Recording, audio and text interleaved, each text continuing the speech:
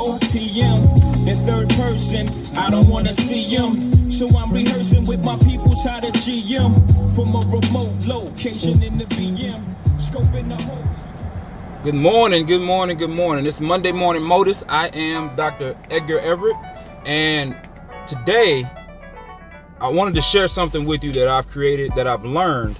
Obviously, everything that we learn are pieces from other people, from other thoughts that people have had. You bring it together and it becomes your own. And that's kind of where this came from. You know, I have a lot of conversations with friends and family members, other doctors, just people that I know about what they want to do with their life. And unfortunately in America, when you say what you want to do with your life, well, many times we're talking about our profession, our job, because we identify so closely with what we do for a living, that becomes the conversation. You can't have a 5-minute conversation with somebody that you just met without asking them what they do in this country. That's just the culture and the society that we have created. So people struggle a lot of times with figuring out what they want to do because they identify so closely with what they do for a living. That makes it very, very difficult and very hard. So what I came up with was an exercise, and I would like for you guys to just try this exercise.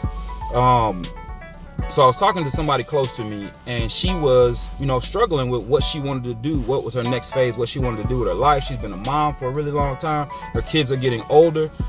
What does she want to do?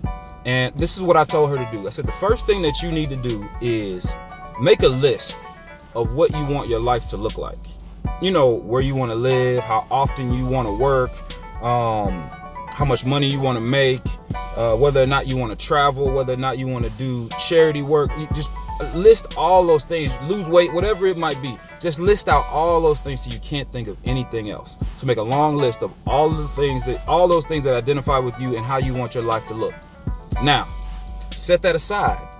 The next thing that you do is you make a list of all the potential jobs, professions that you could dive into. And many times this is going to be young people. So young people, try this out when you're trying to figure out what you want to do. Make a list of all the things that you might be interested in, whether it's a lawyer or an engineer or a chiropractor or whatever it is that you feel like you want to do. Make that list. Now, here is the important part. Here's the very important part, and probably the most difficult part. What I want you to do is go back and reread your list of what you want your life to look like. Read it 3 or 4 times. Get it in your mind, roll it around so you figure out who you are and what you want to come next for you. Now, after you've done that, you got a good handle on what it is you want your life to look like. Go over and look at that list of jobs, of careers, of professions. Here's the most difficult part. What I would like for you to do is choose the job, the profession that most fits how you want your life to look. And I'm gonna tell you, at least half the time, it's probably not gonna be the one that you might normally choose. It may not be the one with the most status. It may not be the one that provides you the most money.